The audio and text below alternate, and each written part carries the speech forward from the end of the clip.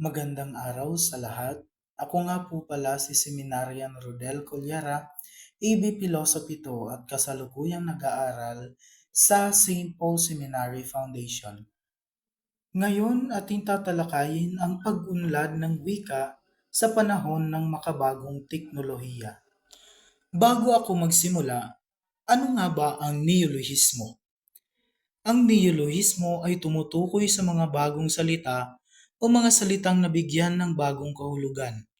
Ang mga ito ay karaniwang produkto ng mga pagbabago sa teknolohiya at mga bagong ideya sa lipunan.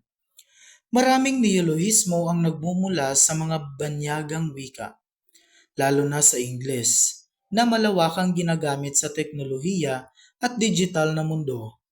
Kadalasan ang mga ito ay bunga ng pangangailangan sa mas mabilis at makabagong komunikasyon. Mga halimbawa ng neolohismo: selfie, vlog, influencer. Mga salitang naging kilala dahil sa pag-usbong ng internet at social media. Ngayon, tumuko na tayo sa aking diskusyon. Una, ang kahalagahan ng pag-unlad ng wika. Dinamiko at buhay ang wika.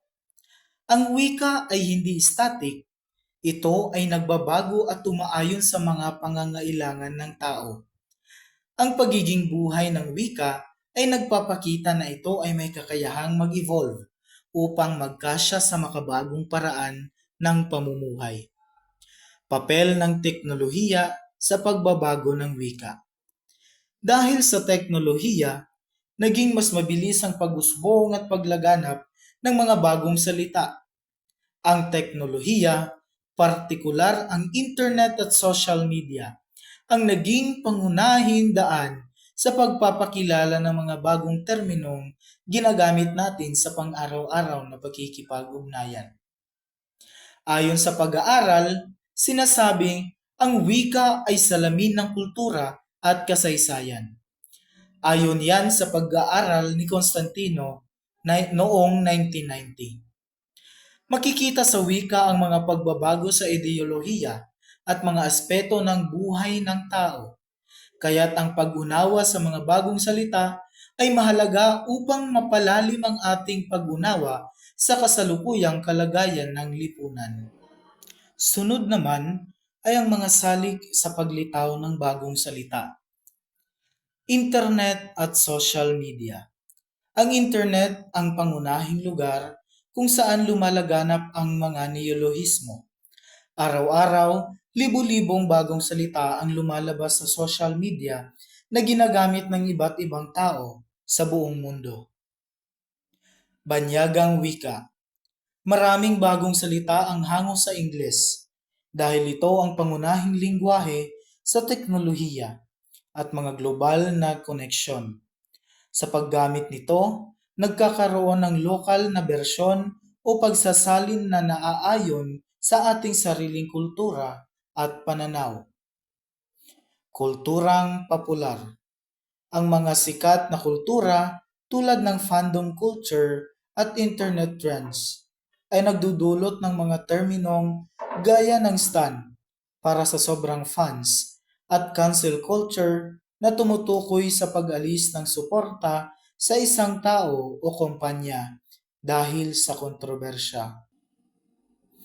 Ang susunod naman ay ang mga epekto ng mga bagong salita sa ating wika.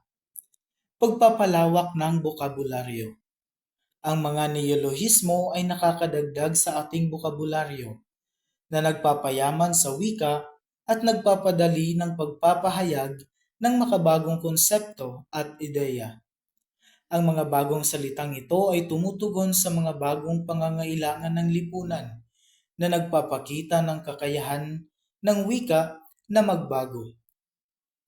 Pagbubuo ng kaisipan. Sa pamamagitan ng mga bagong salita, mas madaling ipahayag ang mga ideyang dati ay mahirap ipaliwanag, lalo na ang mga konektado sa teknolohiya. Ang mga salitang tulad ng selfie at vlog ay nagiging simpleng paglalarawan ng mga aktibidad na dati ay komplikado ang pagpapaliwanag. Pagbabago ng wika ng kabataan. Sa paglaganap ng internet, ang kabataan ay madaling nakasasabay sa bagong bokabularyo. Ang mga neolohismo ay nagiging bahagi ng kanilang pakikipag-usap at nagpapakita ng impluensya ng digital na pamumuhay sa kanilang paraan ng pakikisalamuha. Sunod naman ay ang mga benepisyo ng neolohismo sa komunikasyon. Mas malikhain at malinaw na komunikasyon. Ang mga neolohismo ay nagbibigay ng mas tiyak at malikhaing paraan ng pagpapahayag. Halimbawa, sa halip na magpaliwanag ng mahaba tungkol sa pagkuha ng sariling litrato, may salita na tayong selfie para dito. Paglinang ng bagong pananaw. Ang mga bagong terminolohiya ay hindi lamang nagbabago ng wika, kundi pati na rin ang ating pananaw. Ang pag-adapt ng mga bagong salita ay nagiging paraan para sa mas bukas na kaisipan at pag-intindi sa makabagong kultura. Sunod naman ay ang hamon sa ating wika. Pagpasok ng banyagang wika. Maraming nag-aalala na ang labis na paggamit ng mga banyagang salita ay magpapahina sa orihinal na anyo ng wika natin.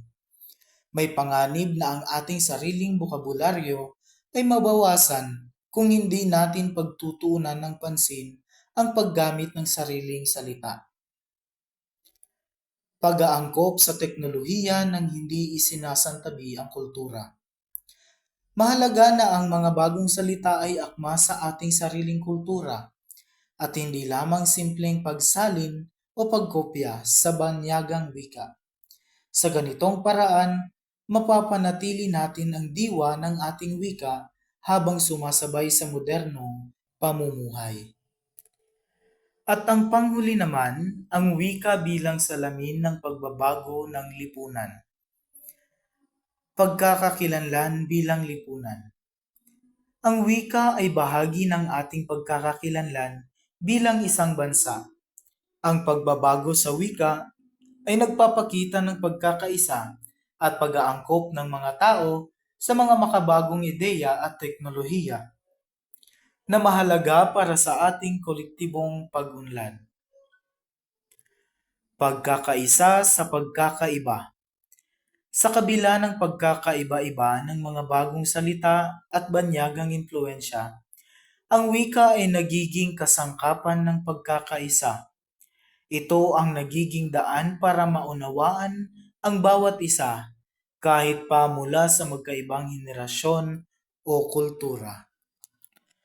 Sa pagtatapos, ang pagbabago sa wika ay hindi maiiwasan dahil bahagi ito ng pag-unlad ng tao at teknolohiya. Sa bawat bagong ideya at konsepto, may bagong salita na lumilitaw. Mahalaga ang balanseng pag-aangkop ng mga banyagang salita upang mapanatili ang kasarinlan ng ating wika. Ang wika ay sumasalamin sa ating kasaysayan at kultura, kaya't mahalagang panatilihin natin ang ating orihinal na bokabularyo. Ang pagbabago ng wika ay patunay ng isang buhay na kultura na may kakayahang umangkop at sumabay sa makabagong panahon. Sa huli, ang mga bagong salita ay nagiging bahagi ng ating kasaysayan at pagpapakita ng ating pagkakaisa bilang isang lipunan.